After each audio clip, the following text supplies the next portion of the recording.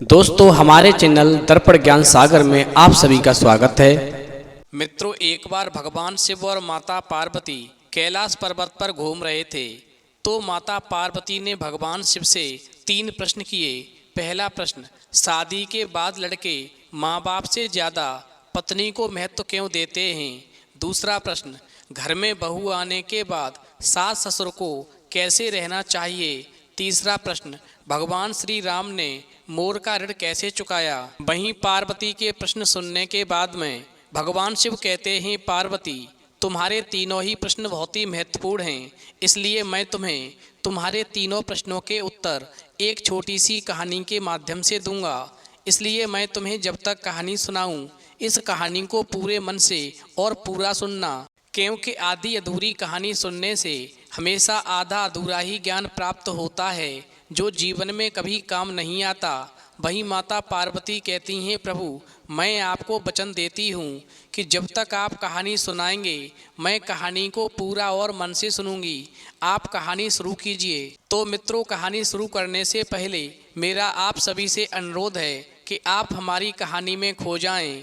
उससे पहले हमारे चैनल को सब्सक्राइब करके बेल आइकन अवश्य दबा लें, जिससे हमारी हर वीडियो का नोटिफिकेशन सबसे पहले आप तक पहुंच सके और आप हमारी हर वीडियो से प्राप्त ज्ञान का अपने जीवन में लाभ उठा सकें। तो आइए कहानी शुरू करते हैं। भगवान शिव कहते हैं, पार्वती एक गांव था। उस गांव में एक बुढ़िया रहती थी। वो बहुत ही दुष्ट थी। उस बुढ़िया का एक बेटा और एक बहू थे।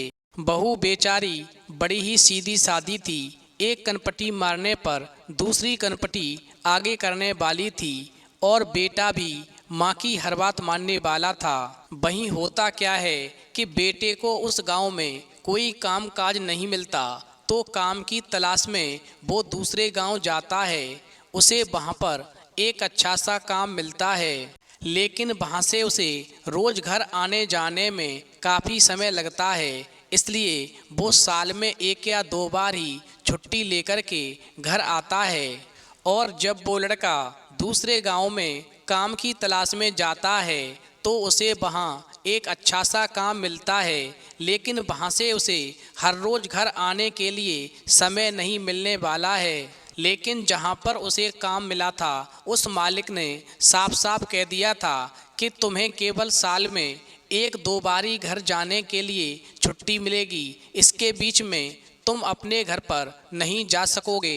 यदि तुम्हें काम स्वीकार है तो तुम काम करने के लिए आ जाओ, यदि स्वीकार नहीं है तो तुम दूसरी जगह काम तलाश सकते हो। वहीं उस लड़के ने शर्त को मान कर के वो काम स्वीकार कर लिया, लेकिन उसे अपनी पत्नी की बहुत चिंता थी। इसलिए दूसरे दिन काम के लिए वो अपने घर से निकलते वक्त अपनी माँ से कहता है, मैं साल में केवल 1 या 2 बार ही घर पर आ पाऊँगा, इसलिए मेरी अनुपस्थिति में मेरी पत्नी को अच्छी तरह संभालना तुम्हारा ही काम है। वहीं बेटे की बात को सुनकर के वो बुढ़िया कहती है, हाँ बेटा तुम बिल्कुल भी चिंता न करना, मैं तुम्हारी पत्नी का अच्छी तरह से ख्याल रखूंगी और उसे कोई भी कष्ट नहीं होने दूंगी। वहीं माँ की बात सुनकर के बेटा जो था बेफिक्र होकर के दूसरे गांव यानी परदेश में काम करने के लिए चला जाता है।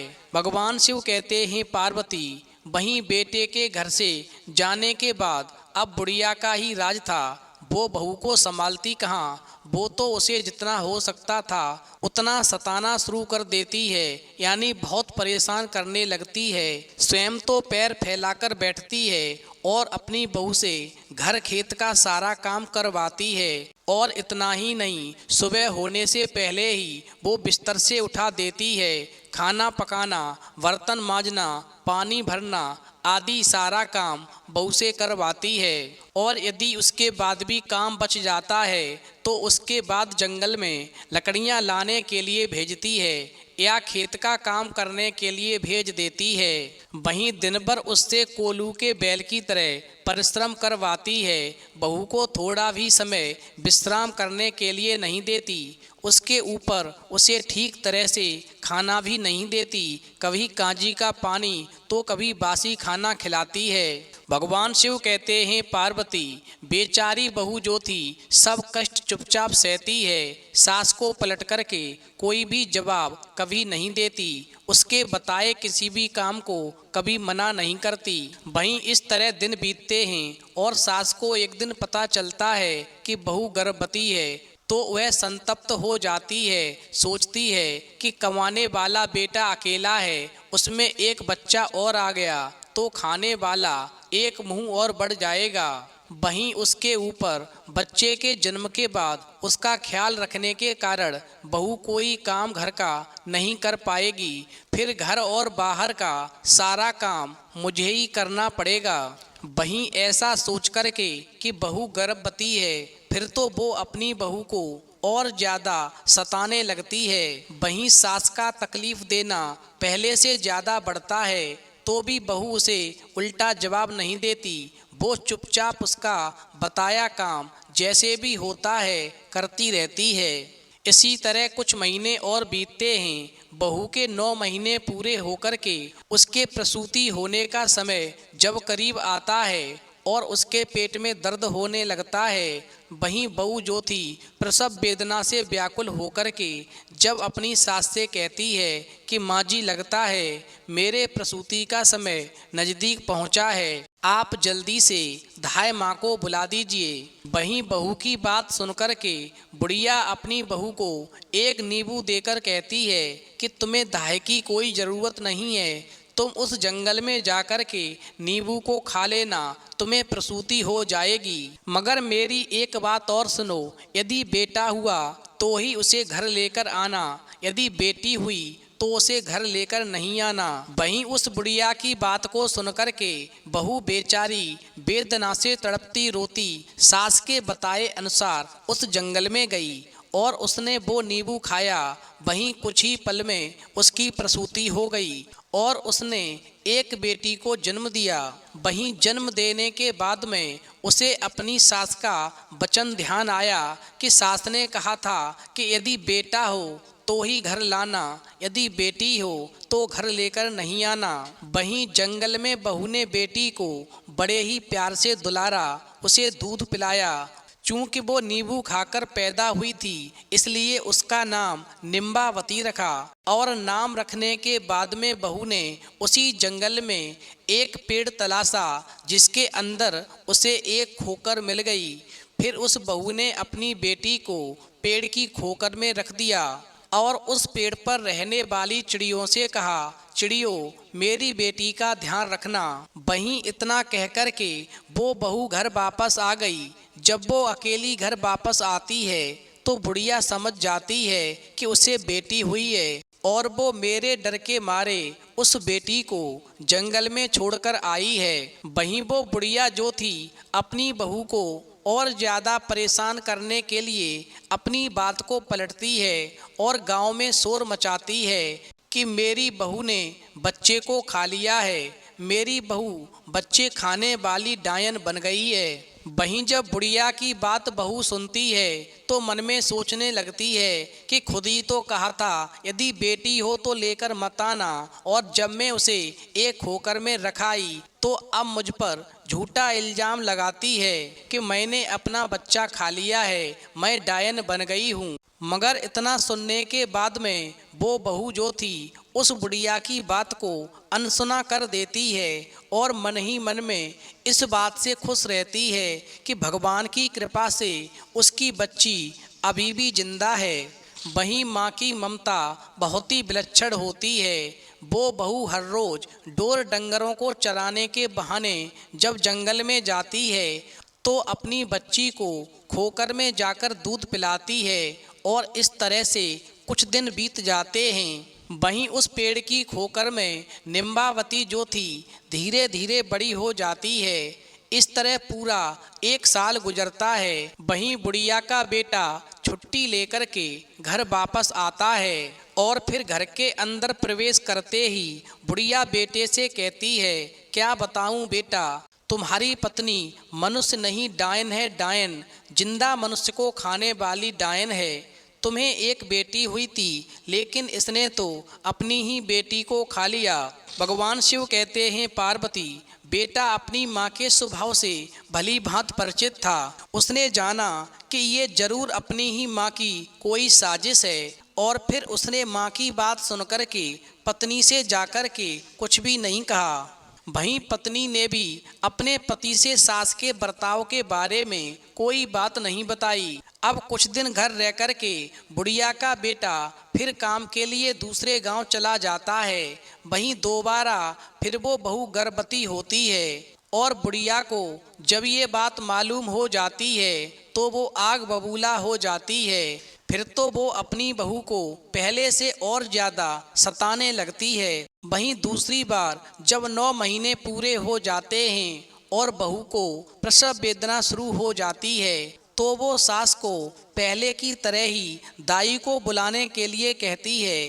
पर इस बार भी बुढ़िया दाई को नहीं बुलाती बल्कि मुट्ठी भर जीरा ला कर के बहू के हाथ में देती है और कहती है, ये जीरा लेकर उस जंगल में जाना और इसे खाना, तुम्हें प्रसूति हो जाएगी। मगर एक बात ध्यान रखना, यदि बेटा हुआ तो ही उसे लेकर आना, यदि बेटी हुई तो उसे वहीं पर फेंकाना। वहीं सास के कहने पर बहू उस सुनसान जंगल में फिर से जाती है और वहां जाकर जीरा खाती है तो कुछ ही समय के बाद में उसे प्रसूति होती है और पुनः वो बहू एक बेटी को फिर से जन्म देती है। वहीं जब बेटी का जन्म हो जाता है तो वो बहू अपनी बेटी को दुलारती है, दूध पिलाती है और फिर जीरा खाने से वो पैदा हुई थी इसलिए बेटी का नाम जीरावंती रखती है। और फिर जीरावंती को भी वो उसी खोकर में रख देती है जहाँ पर निम्बावती को रखा था। और रखने के बाद में फिर पेड़ पर रहने वाली चिड़ियों को उसका ध्यान रखने के लिए कहती है और वापस घर आ जाती है। वहीं वो बुढ़िया जो थी जब देखती है कि बहू खाली हाथ आई है, इसका मतलब लड़की हुई है, फिर तो वो बुढ़िया पहले से भी ज्यादा जोर जोर से चिल्लाती है और गांव वालों से कहती है कि मेरी बहू ने इस बार भी अपनी बेटी को खाया है, वो चुड़ैल है। वहीं सास की बात सुनकर के फिर भी बहू उसकी बातों को अनसुना कर देती है। वहीं गांव वाले भी उस बुढ़िया के चिल्लाने पर कोई ध्यान नहीं देते। भगवान शिव कहते हैं पार्वती। वहीं कुछ दिनों के बाद और 1 साल खत्म होता है, उसका बेटा घर वापस लौटता है। तब पहले की तरह बुढ़िया उससे बहू की चुगली करती है कि उसने बेटी को खा लिया है। वहीं बेटा इस बार भी चुप रहता है, ना माँ को कुछ कहता है ना पत्नी से कुछ पूछता है और कुछ दिन घर रह कर के फिर वापस काम पर लौट जाता है। वहीं वो बहू जो थी तीसरी बार गर्भवती हो जाती है और इस बार भी सब पहले की तरह ही हो जाता है, मगर इस बार बुढ़िया बहू को एक आम देती है। वहीं वो बहू जो थी उस आम को लेकर के उस जंगल में जाकर खाती है और जब प्रसूति होती है, प्रसूति होने के बाद में पुनः एक बेटी को जन्म देती है। वहीं वो बहू जो थी बेटी को जन्म देने के बाद में उससे बड़ा ही प्यार करती है और आम खाने से वो पैदा हुई थी इसलिए उसका नाम आमवंती रख देती है और चिड़ियों को उसका ख्याल रखने के लिए कहती है और वापस घर आ जाती है। भगवान शिव कहते हैं पार्वती, अब बुढ़िया गांव के द्वार द्वार जाकर के बहू की चुगली करती है कि उसकी बहू ने एक नहीं 3-3 बेटियों को खा लिया है, वो मनुष्य नहीं खुद के बच्चे खा जाने वाली डायन है। फिर तो बुढ़िया जिस तरह से शोर मचाती है तो लोगों को भी अब लगने लगता है कि उसकी बहू सचमुच ही बच्चे खाने वाली डायन है। फिर तो लोग डर के मारे अपने अपने बच्चों को घर के अंदर बंद करके रखते हैं। भगवान शिव कहते हैं पार्वती, वहीं बहू के डायन होने वाली बात जब पड़ोस के सब गांवों में फैल जाती है, वहीं बुढ़िया का बेटा जिस गांव में काम करता था उस गांव में भी ये बात पहुंचती है और जब उसके कान तक आती है तो वो बुढ़िया का बेटा सुनकर के बहुत ही परेशान हो जाता है और तुरंत ही मालिक से अनुमति लेकर के वापस गांव आता है। वहीं इधर गांव में होता क्या है कि खबर राजा के कानों तक भी पहुंच जाती है। वहीं राजा सिपाहियों को भेज करके बुढ़िया को दरबार में बुलाता है और बात की छानबीन करता है। तब बुढ़िया मिर्च मसाला लगा कर के राजा से कहती है, क्या बताऊं महाराज, मेरी बहू जो है वो बच्चे खाने वाली चुड़ैल है। उसने मेरी 3 पोतियों को जिंदा ही खा लिया है। वहीं बुढ़िया की बात को सुनकर के राजा क्रोधित हो जाता है और सिपाहियों को आदेश देता है कि चौराहे पर एक सूली लगवाओ और बुढ़िया की बहू जहाँ कहीं भी हो उसे ला कर के मेरे सामने पेश करो। भगवान शिव कहते हैं, पार्वती, फिर राजा के सिपाही शीघ्र ही आज्ञा का पालन करते हैं। वो तुरंत ही सूली बनाते हैं और जाकर के बुढ़िया की बहू को दरबार में लेकर आते हैं। वहीं राजा बहू से पूछता है, क्या तुम्हारी सास सच कहती है? क्या तुमने अपनी तीनों बेटियों को जिंदा खा लिया है? वहीं राजा की बात को सुनकर के बहू सिर नीचे झुकाए चुप खड़ी रहती है, एक भी शब्द नहीं कहती। और फिर इस प्रकार बहू के चुप रहने के कारण राजा को विश्वास हो जाता है कि जैसा बुढ़िया ने बताया है कि उसकी बहू ने अपनी बेटियां खा ली हैं। फिर तो राजा बहू की डायन वाली बात को सच मान करके अपने सिपाहियों को बहू को सूली पर चढ़ाने का आदेश देता है। वहीं सिपाही जो थे बहू को लेकर के चौराहे पर जाते हैं। वहां पर राजा, प्रधान, सरदार और बाकी लोग भी इकट्ठा हो जाते हैं। काफी भीड़ लग जाती है। इधर बहू को सूली चढ़ाने की तैयारी चलती है। उधर उस बुढ़िया का बेटा जब घर पर पहुंचता है तो वो क्या देखता है कि घर में माँ और पत्नी नहीं है और घर पर ताला लगा हुआ है। इस प्रकार बुढ़िया का बेटा परेशान होकर के पड़ोसियों से पूछताछ करता है तो पड़ोसी बताते हैं कि तुम्हारी माँ और तुम्हारी बहू को राजा ने दरबार में बुलाया है। वहीं पड़ोसियों के द्वारा इतनी बात सुनकर के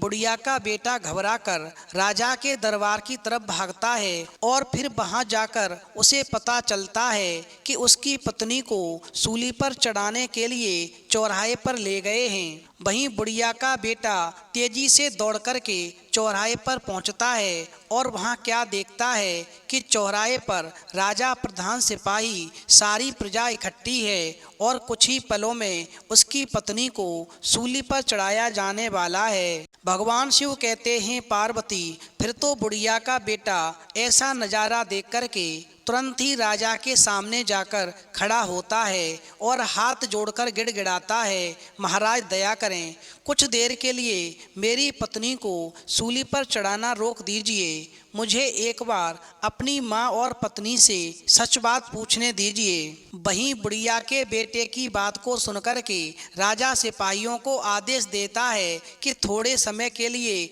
इस बहू को सूली पर न चढ़ाया जाए।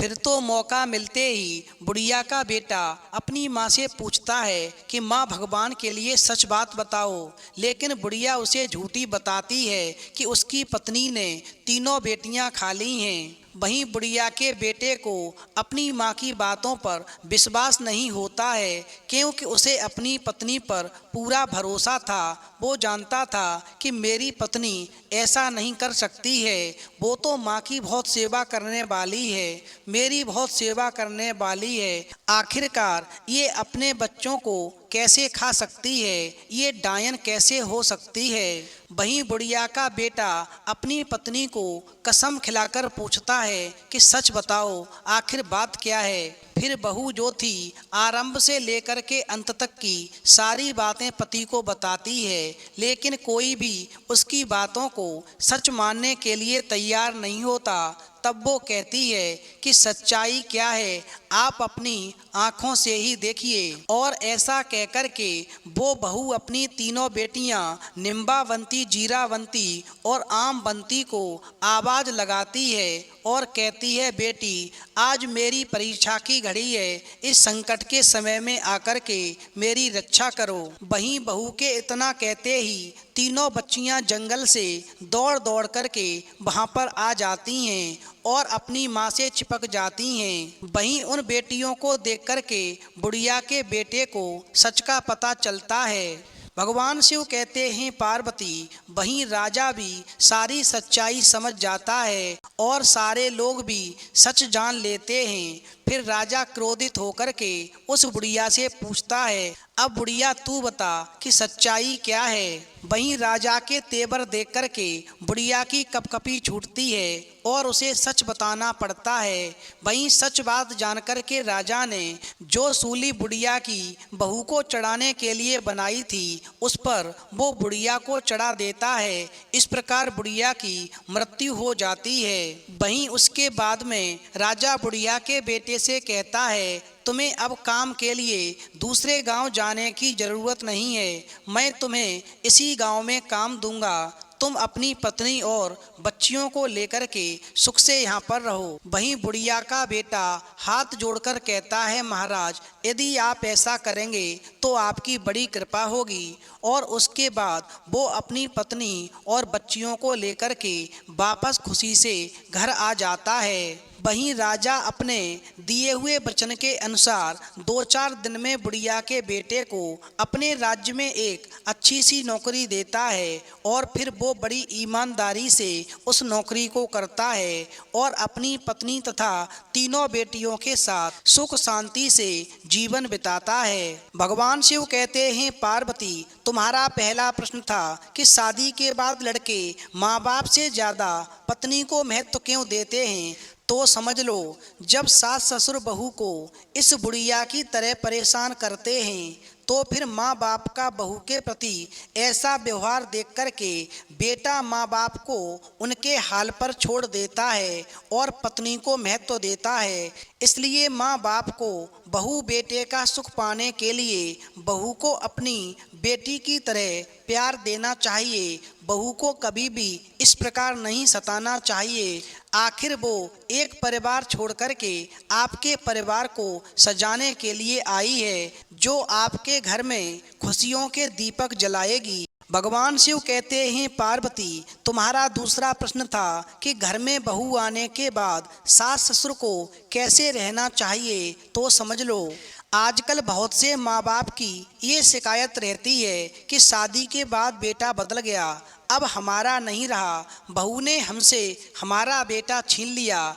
ये विषय कोई आम नहीं सोचनी है। पहले माँ बाप की मानसिकता की बात करते हैं। खासकर बेटा माँ के ज़्यादा करीब होता है। इंसान की फितरत है, अपनी सबसे अजीज व्यक्ति या चीज़ पर किसी और का अधिकार बर्दाश्त नहीं होता। इसलिए बेटे की शादी के बाद बेटा उसकी पत्नी को जरा भी तवज्जो देता है तो माँ के मन में खटकता है, जो बहुत गलत है। पर हर सास ससुर को सोचना चाहिए कि बहू को आप खुशी खुशी अपने बेटे के लिए चुनकर लाए हैं, वो भी किसी के जिगर का टुकड़ा है। अपना सब कुछ छोड़ कर के आपके बेटे के सहारे जिंदगी जीने का फैसला करके आई है। आपके बेटे पर उसका उतना ही हक है जितना आपका है, और जितना आपके प्रति फर्ज है उतना ही अपनी पत्नी के प्रति भी है। वो उसकी जीवन संगिनी है। अगर उसकी परवाह करता है, सर आंखों पर रखता है और जरा सी मदद कर देता है तो गलत क्या है। सास ससुर को तो खुश होना चाहिए कि अपने बेटे को आपने इतने अच्छे संस्कार दिए हैं कि अपनी पत्नी का सम्मान करता है, उसको प्यार से रखता है। ये कोई जलने वाली या नाराज होने वाली बात नहीं। शादी होने के बाद में हर माँ बाप को अपना बेटा बहू को सौंप देना चाहिए, वो भी खुशी खुशी। यदि आप ऐसा करेंगे तो घर में संतुलन बना रहेगा, क्योंकि आपके व्यवहार पर ही घर का वातावरण टिका है। बहू को घर का ही सदस्य समझना चाहिए, और यदि आप बहू को घर का सदस्य समझेंगे और बेटी की तरह प्यार देंगे, उसका भी सम्मान करेंगे, तो बेटा और बहू दोनों का प्यार आपको मिलेगा और दोनों आपकी सेवा जीवन पर्यंत करेंगे। इसलिए हर सास ससुर को बहू के साथ मिलकर रहना चाहिए और बहू की भावना की कदर करना चाहिए। अंत में भगवान शिव कहते हैं, पार्वती तुम्हारा तीसरा प्रश्न था कि भगवान श्री राम ने मोर का ऋण कैसे चुकाया।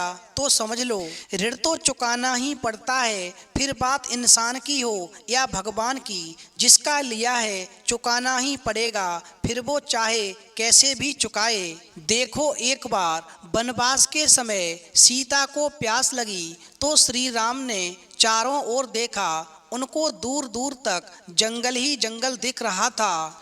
वहीं श्री राम ने कुदरत से प्रार्थना की कि हे जंगल जी, आसपास जहाँ कहीं पानी हो वहाँ जाने का कृपया मार्ग सुझाइए। वहीं श्री राम जब पानी के लिए जंगल में आवाज लगा रहे थे तो वहाँ पर एक मोर ने आकर के श्री राम से कहा, प्रभु आगे थोड़ी दूरी पर एक जलाशय है, चलिए मैं आपका मार्ग प्रदर्शक बनता हूँ, किंतु मार्ग में हमारी भूल चूक होने की बड़ी संभावना है। वहीं श्री राम ने कहा, आखिर ऐसा क्यों? तो मोर ने उत्तर दिया कि प्रभु मैं उड़ता हुआ जाऊंगा और आप चलकर आएंगे, इसलिए हो सकता है कि आप रास्ता भटक जाएं, इसलिए मैं ऐसा करता हूँ कि रास्ते में मैं अपना एक एक पंख बिखेरता हुआ आगे जाऊंगा और आप उस पंख के सहारे से जलाशय तक पहुंच जाओगे। भगवान शिव कहते हैं, पार्वती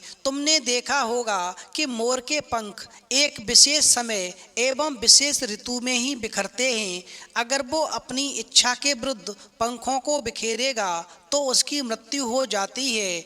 और वही होता है जब मोर ने श्री राम को जलाशय का रास्ता दिखाने के लिए अपने पंखों को छोड़ा तो उस समय पर कोई विशेष ऋतु नहीं थी जिसकी वजह से मोर के प्राण निकलने लगे और मोर जो था अंतिम सांस लेने लगा और मन ही मन में सोचने लगा कि मैं कितना भाग्यशाली हूँ कि जो जगत की प्यास बुझाते हैं, ऐसे प्रभु की प्यास बुझाने का मुझे सौभाग्य प्राप्त हुआ, मेरा जीवन धन्य हो गया। उसी समय जलाशय के पास में जब श्री राम पहुँचते हैं तो मोर से कहते हैं, हे मोर, तुमने मेरे लिए जो अपने पंख बिखेरे हैं और पंखों को बिखेर करके मुझे जलाशय तक पहुँचाया है, तुमने मुझ पर जो ऋणानुबंध चढ़ाया है, मैं उस ऋण को अगले जन्म में जरूर चुकाऊंगा। वहीं इतना कहते ही मोर की मृत्यु हो जाती है और फिर इस प्रकार अगले जन्म में श्री कृष्ण अवतार में उन्होंने अपने माथे पर मयूर पंख को धारण कर वचन अनुसार उस मोर का ऋण उतारा था। भगवान शिव कहते हैं, पार्वती अब समझ लो, अगर भगवान को ऋण उतारने के लिए पुनः जन्म लेना पड़ता है तो इंसान का क्या हाल होगा। इसलिए इंसान को कभी ऋणी होकर नहीं मरना चाहिए, क्योंकि उसे ऋण उतारने के लिए पता नहीं कितने बार जन्म लेना पड़ेगा। इसलिए इंसान को जो भी करना है इसी जन्म में करना चाहिए। वहीं कहानी सुनने के बाद में माता पार्वती कहती हैं, प्रभु वास्तव में हर माँ बाप बुढ़ापे में इसीलिए दुखी होता है कि वो अपने बहू बेटे को कष्ट देता है, हर समय अपनी चलाता है, चाहे वो सही हो या गलत हो, ऐसा नहीं करना चाहिए। हमेशा बहू का भी हर सास ससुर को सम्मान करना चाहिए। वो अपना घर छोड़ करके आपके घर में खुशियों के दीपक जलाने आई है, इसलिए हर सास ससुर को बहू की कद्र करनी चाहिए। यदि सास ससुर ऐसा करेंगे, अपनी बहू को बेटी की तरह प्यार देंगे, उसको भी घर का सदस्य मानेंगे, तो निश्चित ही बेटा भी खुश रहेगा और बहू भी खुश रहेगी और फिर दोनों मिलकर माँ बाप की जीवन पर्यंत सेवा अवश्य करेंगे। वहीं हर इंसान को इसी जन्म में जिसका लिया है चुका देना चाहिए, अन्यथा की स्थिति में पता नहीं किस रूप में इंसान को ऋण चुकाने के लिए आना पड़ता है और चुकाना पड़ता ही है।